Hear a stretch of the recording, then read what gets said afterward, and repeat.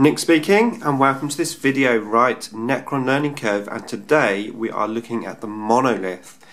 So first of all, I'm going to take a look at the model. Now I made my Monolith very early in my 40k career. I think it's probably, I don't know exactly, but it's probably about the fourth model that I built and painted, and I have to say it's probably one of the hardest ones I've actually made.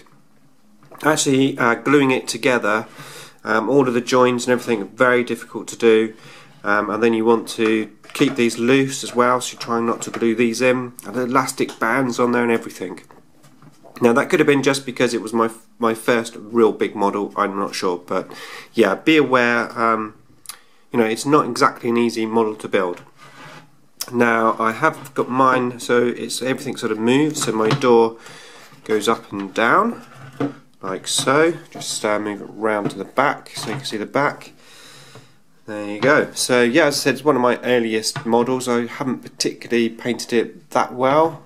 Well, compared to what I could paint it like today, I think. But you know, that's what it is. A memory of my old painting as such. Okay, so let's have a look at the model in terms of the rules. Okay, so it is an armor 14 all-round skimmer. Sounds pretty cool, doesn't it? Now, for 200 points, it's actually quite a reasonable buy. But the Monolith, I've been playing the Monolith for a very long time, and over the years I've seen the Monolith get worse and worse and worse and worse. Now, in the current edition, although it is, yes, worse than it was previously, the points reduction has sort of compensated that. I think previously, I can't remember exactly, but I think it was 265 maybe-ish, 235, I can't remember, such a long time ago. But yeah, in the previous edition, it was very expensive, but boy did it last. I mean, it went from, in the early days you could only hit it on 6s, and then that did change, which was quite annoying, because, you know, in Assault you could start hitting it, I think it was on 4s, but now everything can hit it on 3s. So that is one thing to watch out for. If somebody assaults you with something that can penetrate armor 14, now in the old days you didn't get your double melter attacks. Now you do. So it is probably its most vulnerable in the Assault more than anything, and it only moves 6 inches, so not particularly fast moving either. So that is something to bear in mind. With 4 hull points, it's going to survive a reasonable amount of shooting, and I think you need to look at this particular tank in maybe a slightly different way to some of the other units that are in the codex. Indeed, probably in a different way from anything in the game, because it is quite unique. Let's have a look at some of the unique things. So first of all, if you reserve this, you do have to deep strike it. You can't just come on the board. Now when we were in the old edition of the codex, the Monolith was like a key factor to my army, because you used to be able to teleport your men through and get your will-be-backs, as it was called, a re-roll on your will-be-backs. You can't do that now, but the added advantage is you're not so limited on what units can actually teleport through the gate, which is actually very good. So as long as it's a Necron unit, then you can teleport them through, which is fantastic. So how are we going to make the most of this? Ideally, you want to use this as a piece of terrain, because it's huge. I mean, look at that footprint, it's absolutely massive. So you could easily get some destroyers behind there. I was going to say wraiths, but you don't really need wraiths there because they've got their 3+ invulnerable. But if you just wanted to stop anyone shooting at them, you could hide wraiths behind there. A Catan shard. You know, it's very good at hiding something where it's so big. and potentially just giving your, say if you had some Annihilation Barge there or something, you could get 25% cover from that side, hide something around that side. You know, it's huge. There's a huge footprint, which is really, really good. So that is one thing that we need to make use of. The other thing is the door here. You need to be fully aware of how you're going to use this door. Now, it does have two options. Obviously the teleportation one, which we were talking about, and then the other one is the Portal of Exile. Now, it sounds a lot better than it is.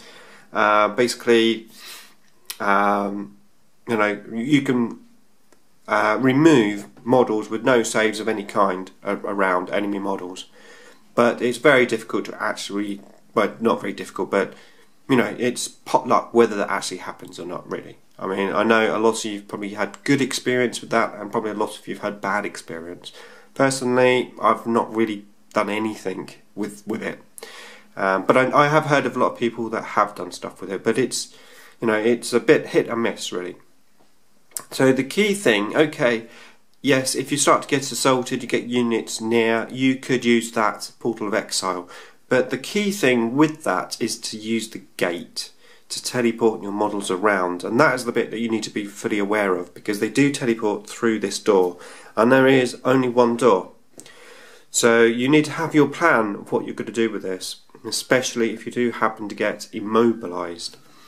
So you need to make sure that your door is either at the front, the back, at the side.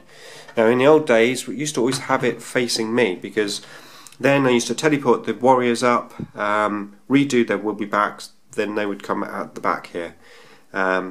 So yeah, be aware really if you are teleporting stuff. I mean, you could have it, say this instance, for example, I've used it for this, where I've had my flayed ones, yes, flayed ones again, but I've had my flayed ones and I've flanked them. And I use the Monolith as a safety net for if I get a bad flank, i.e. I end up on a side of the board where there's nothing that I can get to, or maybe I end up on the side of the board where I'm in quite a vulnerable position. I just sort of come on, maybe my end of the table, hide behind a piece of terrain, and then in the next turn I can teleport the flayed ones through here. And having the door this side means I can teleport them through and they're out of the way of fire, and then I can advance them up with my Monolith getting ready to assault. I think it's you need to look at the Monolith as totally different, like I said before, come up with new tactics for it, because you know, it is totally different from anything. It has quite a reasonable amount of gun power. Now the main gun, the 24-inch Strength 8 AP3 Ordnance Blast, only 24 inches, you have to remember that, and especially that you'll only be moving 6 inches, so the range isn't fantastic. But then you have all of your the Gauss Flux Arcs, which are these ones here, Strength 4 AP5, they're basically heavy 3 Gauss weapons. You have all the usual stuff on there in terms of living metal, which is awesome, and what else? I was going to say something. Yeah, living metal. I think that's all I was going to say. Okay, so I think you get the idea of this tank. I'm not a huge fan of it, but I think it is, you know, there is a use for it in your list. But it's finding the right tactics, having a good idea of how you want to use it, rather than just saying, hey, yeah, Monolith, I'll take one. You know, there's an argument for taking 1, 2 and 3, but I think you need to have a good, solid plan for what you want to do with the tank. Okay, I think that's it for me on this one. Next up, we're going to move on to the Doom Scythe. Yes, the Doom Scythe. Okay, more to come.